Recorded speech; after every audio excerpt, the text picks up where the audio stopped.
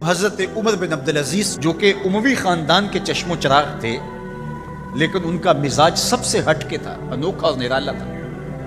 سلیمان نے ساری زندگی تخت و تاج کی بسر کرنے کے بعد سوچا کہ میں ان کو اپنا نائب بناؤں۔ تو خیر جب ان کا انتقال ہوا تو لوگ دمشق کی جامع مسجد میں جمع ہوئے اور وصیت نامہ پڑھا گیا۔ تو حضرت عمر بن عبدالعزیز کھڑے ہوئے، فرمایا لوگوں نہ تو میری منشا تھی کہ مجھے خلیفہ بنایا جائے اور نہ مجھے اس بات کا علم تھا، یہ میری منشا اور آپ لوگوں کی مشاورت کے بغیر کیا گیا، میں اس سے دستبردار ہوتا ہوں، آپ جس کو چاہیں اپنا خلیفہ مقرر کریں۔ تو لوگوں نے کہا آپ ہی ہمارے امیر ہیں، آپ ہی ہمارے خلیفہ۔ تو آپ نے فرمایا کہ جب تک اللہ کی اطاعت کرتا رہوں تب تک تمہارا خلیفہ رہوں۔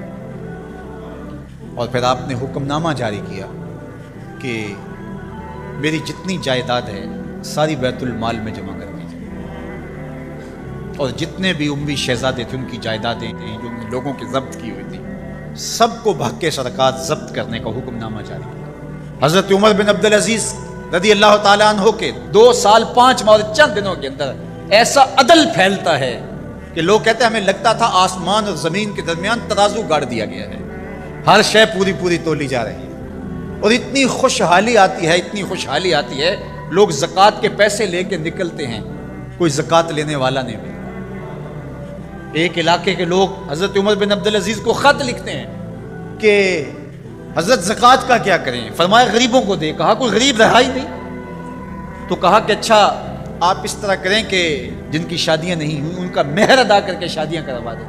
تو وہ جواب میں لکھتا ہے یہ بھی ہو چکا۔ تو کہا لوگوں کو قرضہ دے دیں۔ کہا کسی کو قرضے کی ضرورت ہی نہیں ہے۔ تو پھر فرماتے ہیں اچھا غیر مسلموں کو قرضہ دیں تاکہ وہ کھیتی باڑی کر کے زراعت کے کام کو بڑھائیں۔ یہ عمر بن عبدالعزیز کا دور ہے۔ عدل پھیلا، نور پھیلا، روشنی پھیلی، شہزادگی کی زندگی سے ایک دم اپنے آپ کو ایک چھوٹے سے کٹیا کے اندر محدود کر دیا۔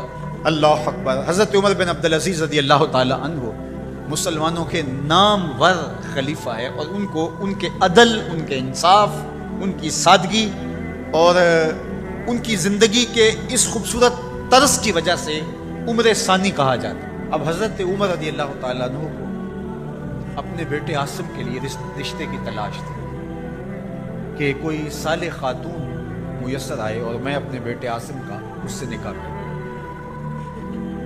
اور عاصم بن عمر رضی اللہ تعالیٰ عنہ پروان چڑھ رہے تھے، جوانی کی دہلیز پر تھے۔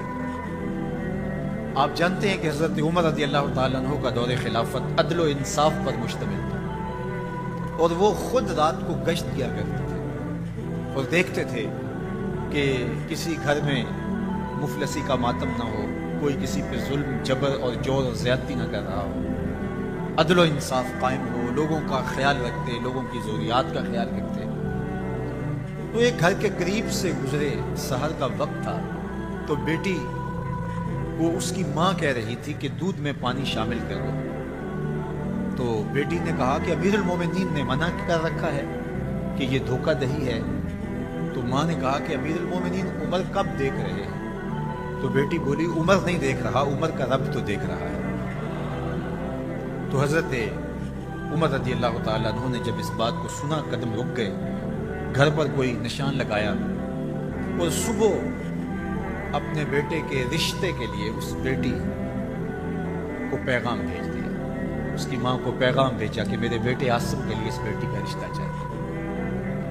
اور عاصم حضرت عمر کا فرزند اس خاتون سے نکاح کی بندھن میں بندھ جاتا ہے، اور اللہ جل شانہ ان دونوں سے ایک بیٹی عطا کرتے ہیں جن کا نام لیلہ ہے، لیلہ بنت عاصم۔ لیلہ بنت عاصم کا نکاح ہوتا ہے عبدالعزیز بن مروان بن حکم سے۔ اب عبدالعزیز اور لیلہ بنت عاصم مروان کا بیٹا اور حضرت عمر رضی اللہ تعالی عنہ کی پوتی کا آپس میں نکاح ہوتا ہے، اور ان دونوں سے ایک بیٹا پیدا ہوتا ہے جس کو دنیا حضرت عمر بن عبدالعزیز کے نام سے یاد کرتی ہے۔ ماں حضرت لیلہ بنت عاصم ہے اور باپ عبدالعزیز بن مروان۔ حضرت عمر بن عبدالعزیز رضی اللہ تعالی عنہ علم دوست تھے، متقی اور پرہیزگار تھے۔ ان کے اپنے استاد کا بیان ہے کہ میں نے زندگی میں اتنا صالح شخص، اللہ سے ڈرنے والا شخص نہیں دیکھا۔ اللہ تعالیٰ جل شانہ کا خوف، اس کی خشیت، اس کا ڈر جو ان کے سینے میں موجود ہے، میں نے ایسا خوف اور ایسی خشیت کسی شاگرد میں نہیں دیکھی۔ بڑے شوق سے، اشتیاق سے علم دین حاصل کرتے ہیں۔ اور آپ جانتے ہیں کہ خلافت راشدہ کے بعد سلطنت کا نظام بنو امیہ نے سنبھال لیا اور ذمہ داریاں انہوں نے سنبھالی، اور بنو امیہ کی بھی دو شاخیں۔ پہلے یہ بات سمجھ لیجئے گا کہ قریش کے دو بڑے قبیلے تھے، بنو ہاشم اور بنو امیہ۔ اب یہ قریش کی دونوں شاخیں، اور امیہ کے ایک بیٹے کا نام حرب تھا جن کے بیٹے ابو سفیان ہیں، اور ان کے بیٹے آگے حضرت امیر معاویہ رضی اللہ تعالی عنہ، اور امیہ کے دوسرے بیٹے کا نام جو ہے وہ ابو العاص ہے، جن کا بیٹا حکم ہے اور ان کا بیٹا پھر مروان ہے۔ مروان کے دو بیٹے عبد الملک اور عبد العزیز۔ عبد الملک بھی بادشاہ بنا اور اس کے 4 بیٹے بھی حکمران بنے، اور عبد الملک کا بھتیجا عبد العزیز کا بیٹا عمر بن عبد العزیز بھی سلمان بن عبد الملک کے بعد جو ہے وہ حکمرانی کی ذمہ داریوں کو سنبھالتے ہیں۔ تو اب یوں سمجھ لیجئے گا کہ قریش کی 2 شاخیں ہیں، بنو امیہ اور بنو ہاشم، اور بنو امیہ کی پھر 2 شاخیں ہیں، ایک تو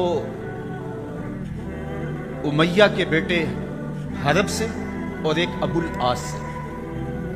تو حرب کے بیٹے ابو سفیان ہیں، ابو سفیان سے حضرت امیر معاویہ ہیں، اور پھر ان کا بیٹا یزید تخت نشین ہوا، اور یزید کے بعد پھر ان کا بیٹا معاویہ، اور پھر اس کا بیٹا یزید تخت نشین ہوا۔ تو بنو معاویہ کی سلطنت یہاں اختتام کو پہنچتی ہے۔ اب اس دوسری شاخ سے مروان حکمران بنتا ہے، اور مروان کا بیٹا پھر عبد الملک حکمران بنتا ہے۔ یہ بنو امیہ کی ہی دوسری شاخ ہے جو پھر اس جگہ کو سنبھالتی ہے۔ عبد الملک کے بعد اس کا بیٹا ولید بن عبد الملک تخت پہ براجمان ہوتا ہے۔ اس کے انتقال کے بعد پھر سلیمان بن عبد الملک تخت نشین ہوتا ہے۔ سلیمان بن عبد الملک جب اختتام کی زندگی کے مراحل طے کر رہا تھا، اس نے جان لیا کہ اب میں اس دنیا سے کوچ کرنے والا ہوں، تو اس نے ایک وصیت نامہ لکھا۔ اس وصیت نامے کے اندر متعین اور مقرر کیا خلیفہ حضرت عمر بن عبدالعزیز رضی اللہ تعالیٰ جو ان کا چچا زاد بھائی تھا۔ اس کے اپنے بھائی ہشام بن عبد الملک اور یزید بن عبد الملک، یہ بعد میں حضرت عمر بن عبدالعزیز کے انتقال کے بعد تخت خلافت پر بیٹھتے ہیں، لیکن 2 ان کے بھائی سلیمان بن عبد الملک کا ایک بیٹا، اور ولید بن عبد الملک، یہ حضرت عمر بن عبدالعزیز رضی اللہ تعالیٰ عنہ سے پہلے تخت خلافت پہ براجمان ہوئے۔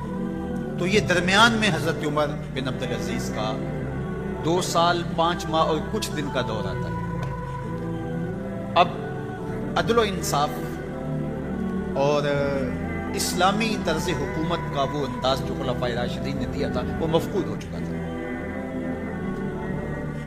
اب جب حضرت عمر بن عبدالعزیز کو خلافت کی ذمہ داریاں عائد کر دی گئی، اور ایک خط لکھا انہوں نے اور سر بمہر تھا، اور کہا کہ جب میں انتقال کر جاؤں تو اس کے بعد یہ لوگوں کو جمع کر کے خط پڑھا جائے، اور میری یہ وصیت ہے کہ میرے بعد میرا بھائی نہیں بلکہ میرے چچا کا بیٹا عمر بن عبدالعزیز خلیفہ ہوگا، جو کہ حضرت عمر بن عبدالعزیز رضی اللہ تعالی عنہ کا تجربہ سب کو تھا کہ وہ عادل مدینہ المنورہ کے ایک عرصہ گورنر رہے، اور جب ان کو گورنری پیش کی گئی تو انہوں نے کہا کہ میں پچھلے حکمرانوں کی طرح، گورنروں کی طرح ظلم اور تعدی سے کام نہیں لوں گا، میں انصاف سے کام لوں گا، اگر تمہیں منظور ہے تو میں گورنری قبول کرنے کو تیار ہوں۔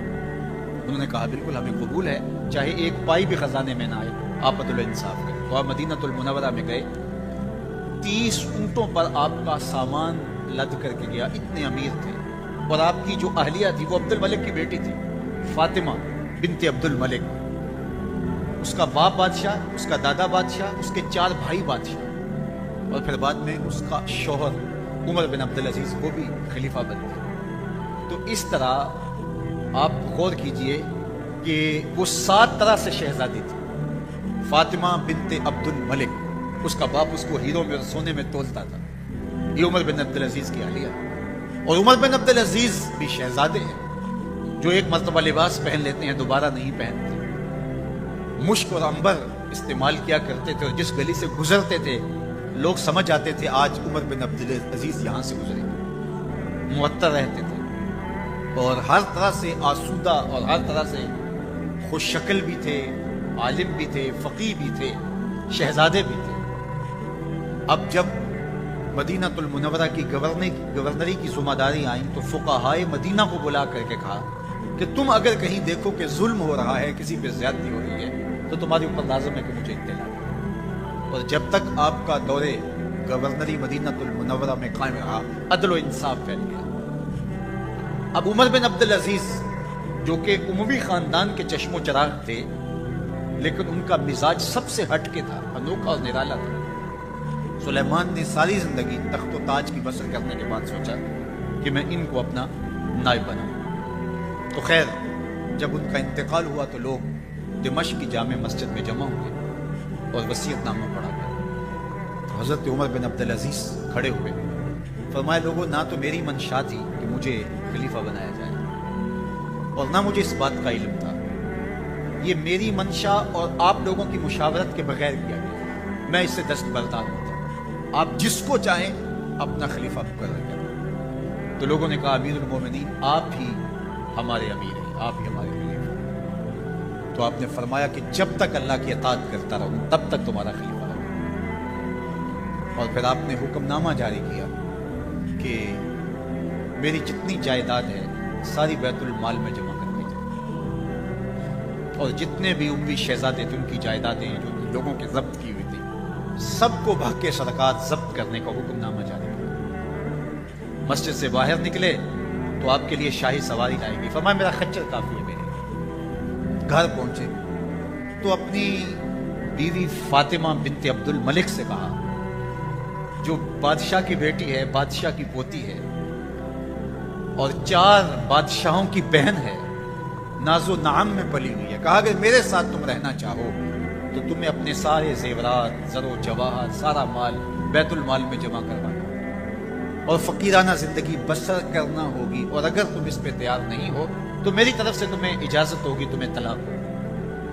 اب اس پاک باز خاتون نے کہا کہ میں اس کے لیے تیار ہوں، میں فقیری کی زندگی کو ترجیح دیتی ہوں. اب حضرت عمر رضی اللہ تعالیٰ عنہ نے صرف 2 سال 5 ماہ اور کچھ دن حکومت کی اور 3 بر اعظموں پر سلطنت اسلامیہ پھیلی ہوئی تھی. اور آپ روتے تھے کہ ان لوگوں کا حق بھی میرے اوپر بلا مطالبہ ہے جو دنیا کے کسی بھی خطے کے اوپر اس سلطنت کی حدود میں بستے ہیں. اور آپ نے اپنے بیٹوں کو، اپنی اولاد کو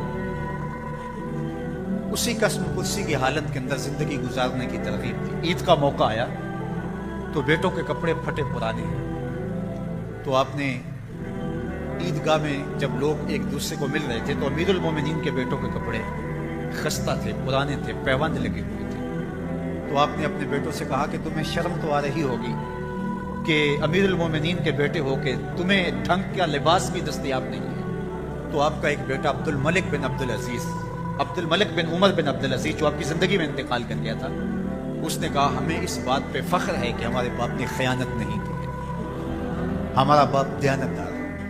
اور حضرت عمر رضی اللہ تعالیٰ عنہ عمر بن عبدالعزیز جنہیں عمر ثانی بھی کہتے ہیں، چھٹا خلیفہ راشد بھی کہا جاتا ہے، وہ جب گھر آتے ہیں تو آپ کی بیٹیاں آپ کو عید مبارک کہتی ہیں، آپ سے ملتی ہیں لیکن منہ پہ کپڑا دھرا ہوا ہے.